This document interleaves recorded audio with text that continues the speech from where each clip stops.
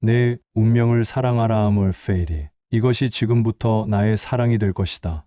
나는 추한 것과 전쟁을 벌이지 않으리라. 나는 비난하지 않으리라. 나를 비난하는 자조차 비난하지 않으리라. 나의 유일한 부정은 외면하는 것이 되리라. 그리고 언젠가 나는 오직 긍정하는 자가 될 것이다. 이것은 한 남자의 가장 깊은 절망 속에서 터져나온 삶을 향한 가장 뜨거운 긍정의 선언이었습니다. 평생을 망치로 머리를 내리치는 듯한 고통과 함께 살아야 했고, 세상의 모든 온기로부터 차단된 듯한 지독한 고독 속에서 자신을 몰아붙였으며, 시대의 모리에라는 거대한 벽과 싸워야 했던 한 철학자의 외침이었습니다. 그의 이름은 프리드리히 니체. 그는 우리에게 신은 죽었다고 선언하며 인류가 기나긴 시간 동안 기생해왔던 절대적 가치의 거대한 시신 앞에서 망연자실한 우리에게 그 폐허 위에서 어떻게 자신의 삶을 긍정하고 위대해질 수 있는지를 온몸으로, 온 영혼으로 보여주고자 했습니다. 그의 이야기는 서재에 갇힌 건조한 철학이 아닙니다. 그것은 한 인간이 자신의 연약한 육신과 상처받기 쉬운 영혼을 이끌고 어떻게 사랑의 배신을 통과하고 고독을 왕관처럼 썼으며 고통을 성장의 동력으로 삼아 마침내 자기 자신이라는 장엄한 예술작품을 완성해 나가는지에 대한 처절하고도 아름다운 서사시입니다. 그의 철학은 망치였지만 그의 삶은 위태로운 유리 세공품 같았습니다. 이제 그의 삶 속으로 한 걸음 더 깊이 들어가 봅시다. 그가 남긴 투쟁의 흔적과 그 속에서 피어난 진주 같은 통찰들을 따라가 보는 우리 자신의 삶을 비추어 볼 장대한 여정이 될 것입니다. 1점 사랑. 그 찬란한 우상과 부서진 재단, 모든 위대한 정신의 여정은 종종 열렬한 사랑에서 시작됩니다. 니체의 청년 시절, 그의 영혼을 송두리째 사로잡은 두 개의 거대한 태양이 있었습니다. 하나는 철학자 아르투어 쇼펜하우어였고 다른 하나는 음악의 거장 리하르트 바그너였습니다. 20살의 니체는 헌책방에서 우연히 발견한 쇼펜하우어의 의지와 표상으로서의 세계를 단숨에 읽어 내려가며 전율했습니다. 맹목적인 살려는 의지가 이끄는 이 세계는 결국 고통의 바다이며 인간은 그 속에서 허우적거릴 뿐이라는 깊은 염세주의 철학 속에서 그는 역설적으로 삶의 정직한 진실을 목도했습니다. 그는 쇼펜하우어를 나의 스승이자 교육자라 부르며 그의 사상을 자신의 출발점으로 삼았습니다. 그리고 바그너가 있었습니다. 니체에게 바그너는 단순한 음악가가 아니었습니다. 그의 장대한 악극에서 니체는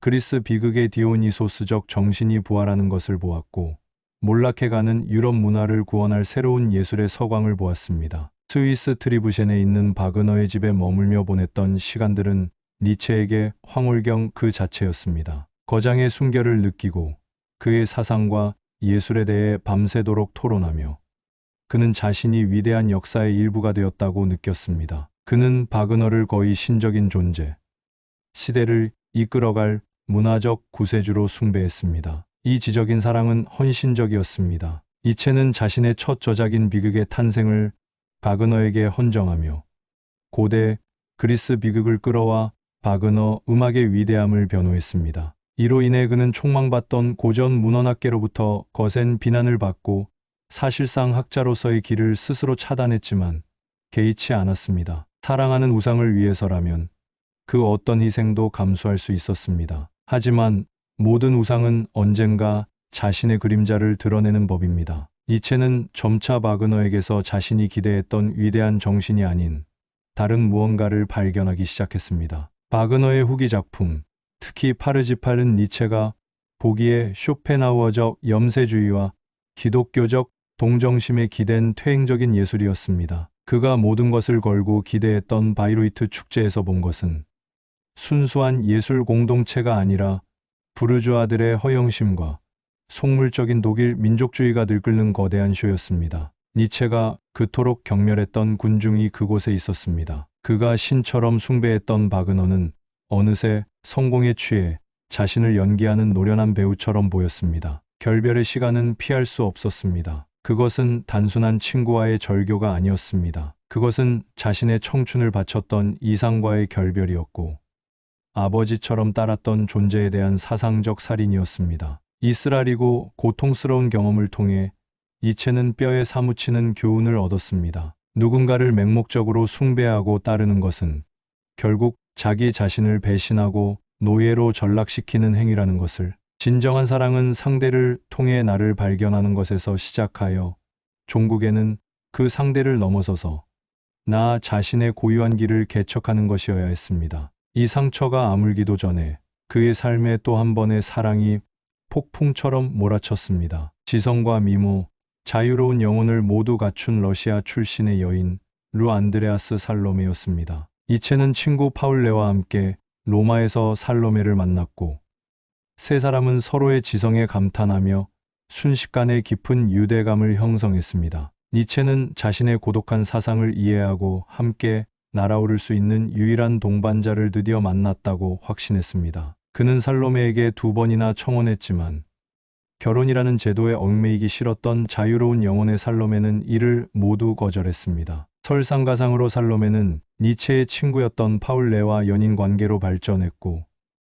니체의 여동생 엘리자베트의 질투와 이간질까지 더해져 그들의 신성한 삼위일체에는 산산조각 나고 말았습니다. 이 시련의 상처는 니체의 영혼을 밑바닥까지 핥히었습니다. 가장 믿었던 친구와 사랑했던 여인에게 동시에 버림받은 그는 지독한 배신감과 절망 속에서 자살까지 생각할 정도로 고통스러워했습니다. 그러나 바로 이 고통의 가장 깊은 심연에서 역설적으로 그의 가장 위대한 사상인 차라투스트라가 잉태되고 있었습니다. 사랑의 완전한 실패는 그를 외부 세계로부터 철저히 단절시켰고 오직 자기 자신과 정면으로 마주하게 만들었습니다. 그는 이제 그 누구에게도 그 어떤 가르침에도 기댈 수 없었습니다. 오직 스스로의 힘으로 자신의 피로써 새로운 길을 만들어야 했습니다. 이점 고독, 가장 높은 봉우리로 오르는 좁은 길, 나를 따르지 말고 너 자신을 따르라.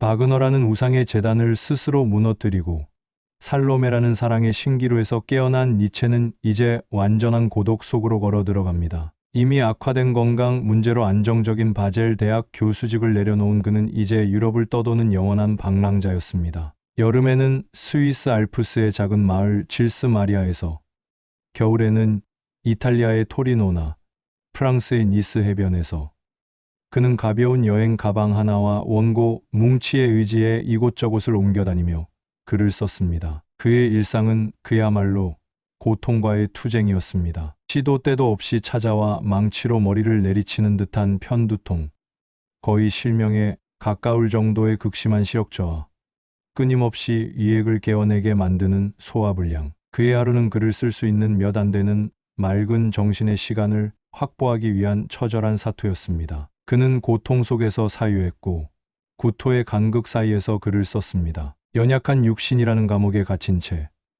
그의 정신은 그 누구보다도 자유롭게 날아올랐습니다. 세상 또한 그에게 등을 돌렸습니다. 그의 책들은 인쇄 비용조차 감당하기 힘들 정도로 팔리지 않았고 출판사들은 그의 원고를 거절하기 일쑤였습니다. 학계는 그를 위험한 이단아로 취급하며 외면했고 한때 그를 따르던 소수의 친구들도 그의 급진적인 사상에 등을 돌렸습니다. 그는 편지를 쓸 상대조차 거의 남지 않은 지적인 사막에 홀로 서 있는 완벽한 외톨이였습니다. 그러나 니체는 이 지독한 고독을 저주하거나 연민하지 않았습니다. 오히려 그는 고독을 자신의 운명으로, 위대한 정신의 필수 조건으로 기꺼이 받아들였습니다. 그는 말했습니다. 고독한 자여, 너는 창조자의 길을 가는구나. 그에게 고독은 타인의 시선, 사회의 통념, 군중의 소음으로부터 벗어나 진짜 자기 자신의 목소리를 듣는 유일한 기회였습니다. 군중 속에 있을 때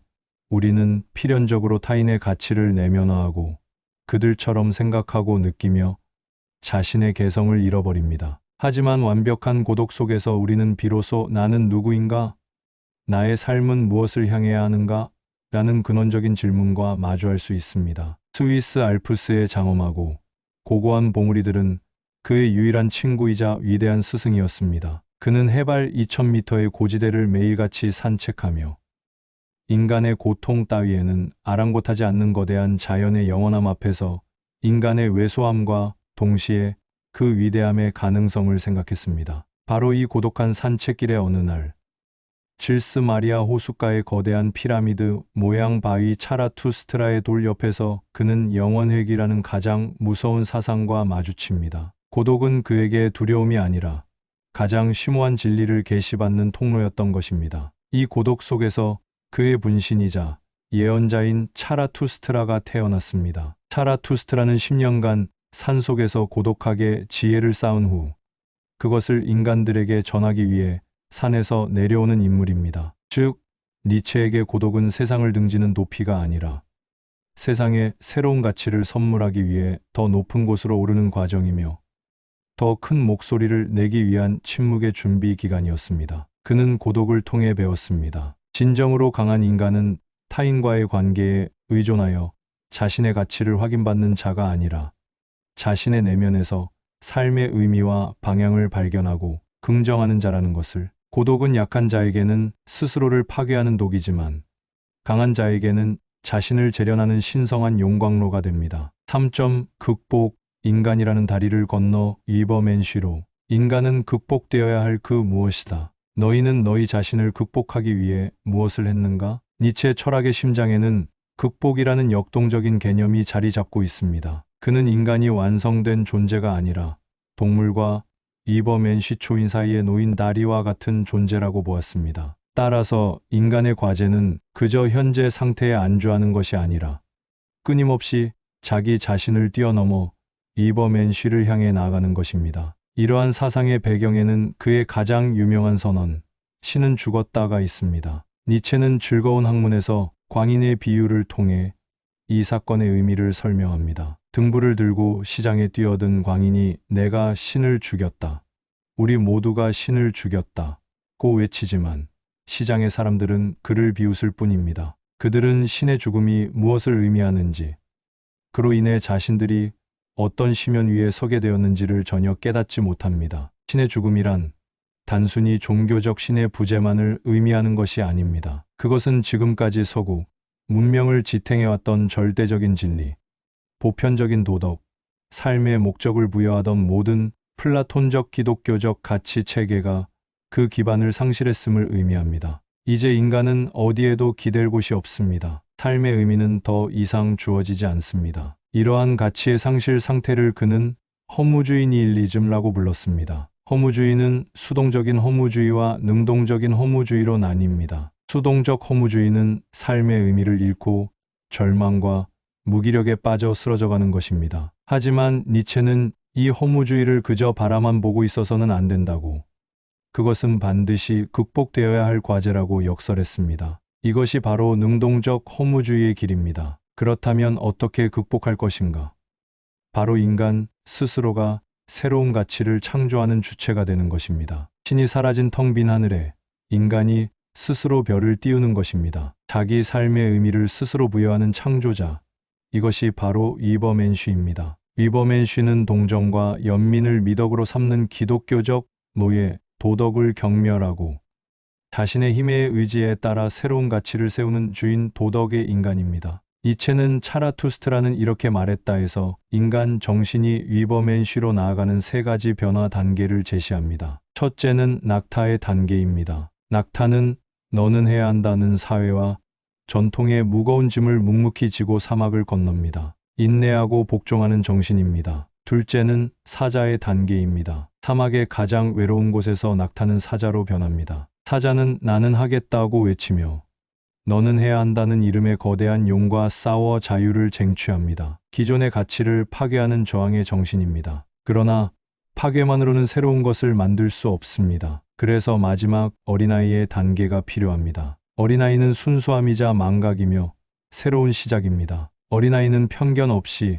세계를 놀이로 받아들이며 자기만의 규칙을 만들고 신성한 예스를 외칩니다. 이것이 바로 새로운 가치를 창조하는 정신입니다. 니체의 삶 자체가 바로 이 극복과 자기 창조의 과정이었습니다. 그는 병약한 육체를 강인한 정신력으로 극복했고 지독한 고독을 사상의 깊이로 극복했으며 세상의 모리에를 미래 세대가 자신을 이해해 줄 것이라는 확신으로 극복했습니다. 그는 안주하지 않았습니다. 쇼펜하우어의 염세주의를 극복했고 바그너라는 우상을 극복했으며 살로메와의 사랑이 남긴 상처를 극복하여 차라투스트라라는 위대한 작품을 낳았습니다. 그의 모든 철학은 그의 삶이라는 투쟁을 통해 피로 쓰인 증언이었습니다. 4점 자신을 사랑하라. 그리하여 운명마저 사랑하라. Amor Fate. 내게 일어나는 모든 일은 필연적이며 동시에 아름답다. 그러므로 나는 나의 운명을 사랑한다. 사랑, 고독, 극복. 이 모든 치열한 여정의 종착지는 결국 자기 자신을 사랑하는 것으로 귀결됩니다. 하지만 니체가 말하는 자기 사랑은 나르시시즘에 빠져 자신의 약점을 외면하거나 나는 소중하다는 식의 값싼 긍정이 아닙니다. 그것은 자신의 삶을 있는 그대로 그 모든 빛과 그림자, 기쁨과 고통, 성공과 실패, 추함과 아름다움을 남김없이 전부 끌어안고 긍정하는 것입니다. 이것이 바로 그의 철학의 최고 경지이자 가장 뜨거운 가르침인 아모르 파티 운명회입니다. 도대체 어떻게 나를 배신한 사랑과 나를 옥죄는 고통, 처절한 실패마저 사랑할 수 있단 말인가? 니체는 이 질문에 답하기 위해 우리에게 가장 무겁고도 무서운 사상, 영원회귀를 제시합니다. 상상해 보십시오. 어느 날 밤 당신의 가장 깊은 고독 속으로 악마가 찾아와 이렇게 속삭입니다. 내가 지금 살고 있는 이 삶, 그리고 살아왔던 이 삶을 너는 또다시, 그리고 무수히 반복해서 살아야만 할 것이다. 거기에는 어떤 새로운 것도 없을 것이며, 모든 고통과 모든 쾌락, 모든 생각과 모든 한숨, 내 삶의 모든 말할 수 없이 크고 작은 것들이 너에게 되돌아올 것이다. 모든 것이 똑같은 순서와 차례로. 이 말을 들었을 때 당신은 절망하며 땅바닥에 쓰러져 이를 갈겠습니까? 아니면 한 번도 들어본 적 없는 신성한 말이라도 들은 듯이 악마에게 이렇게 화답하겠습니까? 너는 신이다. 나는 이보다 더 신적인 말을 들어본 적이 없다. 영원회귀는 미래에 실제로 일어날 우주론적 사실이라기보다는 우리의 삶을 송두리째 바꿔놓는 하나의 거대한 사고 실험입니다. 만약 나의 삶이 영원히 반복된다고 해도 기꺼이 다시 한번을 외칠 수 있을 만큼 바로 지금 이 순간을 충실하게 내 의지로 선택하며 살고 있는가? 이 질문 앞에서 삶의 모든 하찮아 보이는 순간은 영원한 무게를 지니게 됩니다. 후회와 원망, 비겁함으로 가득 찬 삶이라면 그 영원한 반복은 생각만 해도 끔찍한 지옥일 것입니다. 그러나 매 순간을 내 의지로 선택하고 고통마저도 나의 성장을 위한 필연적인 과정으로 받아들이는 삶이라면 그 영원한 반복은 오히려 신성한 축복이 될 수 있습니다. 아모르 파티는 바로 이 영원회귀라는 가장 무거운 운명을 긍정하고 심지어 사랑하기로 결심하는 태도입니다. 그것이 삶이었던가? 좋다. 다시 한번 이라고 외칠 수 있는 용기입니다. 내 삶에 일어나는 필연적인 것들을 수동적으로 받아들이는 것을 넘어 그것이야말로 내가 적극적으로 원했던 것이라고 말하는 것입니다. 질병, 고독, 배신, 이 모든 것은 나를 파괴하기 위해 온 것이 아니라 나를 더 단단하고 깊이 있는 존재로 만들기 위해 온 필수적인 과정이었음을 깨닫는 것입니다. 필연적인 것에 상처받지 않는 법을 배우는 것, 그것이 바로 위대함이다. 결국 자기 자신을 사랑한다는 것은 이처럼 자신의 운명 전체를 사랑하는 것입니다. 나의 장점뿐만 아니라 나의 단점, 나의 성공뿐만 아니라 나의 실패, 나의 상처와 약점까지도 모두 나라는 유일무이한 작품을 구성하는 필수적인 조각임을 인정하는 것입니다. 그것들을 부정하거나 숨기려 할 때 우리는 분열되고 약해집니다. 그러나 그것들을 모두 끌어안고 이것이 바로 나다 웰, there do best, 너 자신이 되어라 라고 선언할 때 우리는 비로소 온전한 자기 자신이 되며 그 어떤 외부의 평가에도 흔들리지 않는 단단한 실존의 주체로 거듭날 수 있습니다. 에필로그 춤추는 별을 낳는 혼돈. 1889년 1월 3일 이탈리아 토리노의 카를로 알베르토 광장. 니체는 길 한가운데서 한 마부가 늙고 지친 말을 사납게 채찍질하는 끔찍한 광경을 목격합니다. 그 순간 그는 마부에게 달려가 그를 저지하고는 채찍을 맞고 있던 말의 목을 껴안고 오열하다가 그대로 쓰러져 의식을 잃었습니다. 그가 마지막으로 보인 연민의 대상은 인간이 아니라 고통받는 생명이었습니다. 이 사건을 기점으로 그는 정신의 빛을 완전히 잃었고 그 후 10년이 넘는 시간을 침묵과 광기 속에서 보내다 1900년 8월 20세기의 문턱에서 조용히 숨을 거두었습니다. 평생을 정신의 위대함을 외쳤던 철학자의 마지막은 이토록 비극적이고 허망해 보였습니다. 그러나 그의 육신은 쓰러졌을지 몰라도 그의 사상은 잠들어 있던 화산처럼 폭발하여 20세기를 뒤흔들었습니다. 실존주의, 정신분석학, 포스트모더니즘에 이르기까지 그의 사상은 수많은 사상가들에게 영감을 주거나 극복해야 할 거대한 산맥이 되었습니다. 물론 비극도 있었습니다. 민족주의와 반유대주의를 극도로 혐오했던 그의 사상을 그의 사후 유고를 관리하던 여동생 엘리자베트가 악의적으로 왜곡하고 편집하여 끔찍한 나치즘에 봉사하게 만든 것입니다. 하지만 진정한 니체의 목소리는 그 오해와 왜곡의 두터운 더미를 뚫고 나와 오늘날까지도 우리 영혼에 직접 말을 겁니다. 니체는 우리에게 안락하고 평온한 삶을 약속하지 않았습니다. 그는 그런 삶을 경멸했습니다. 대신 그는 위험하게 살라고,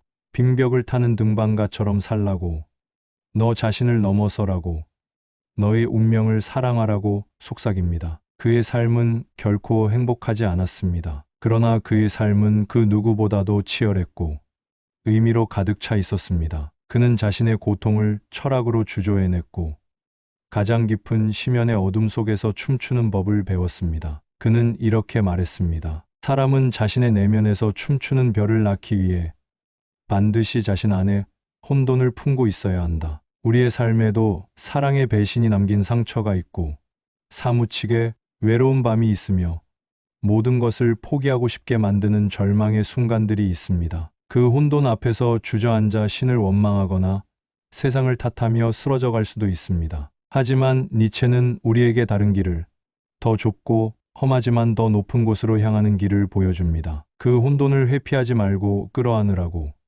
그 속에서 나만의 가치를 창조하고 마침내 나 자신의 운명 전체를 뜨겁게 긍정하며 춤을 추라고 말입니다. 그렇게 춤을 출 때 우리의 고통스러운 삶 자체가 한편의 장엄한 예술작품이 되고 마침내 우리 마음속 가장 어두운 혼돈 속에서 영원히 빛날 춤추는 별 하나가 태어날 것이라고. 그의 목소리는 시대를 넘어 여전히 우리 귓가에 생생하게 울리고 있습니다. 보라, 나는 너희에게 위버맨 쉬를 가르치노라. 인간은 극복되어야 할 그 무엇이다. 너희는 너희 자신을 극복하기 위해 오늘 무엇을 했는가?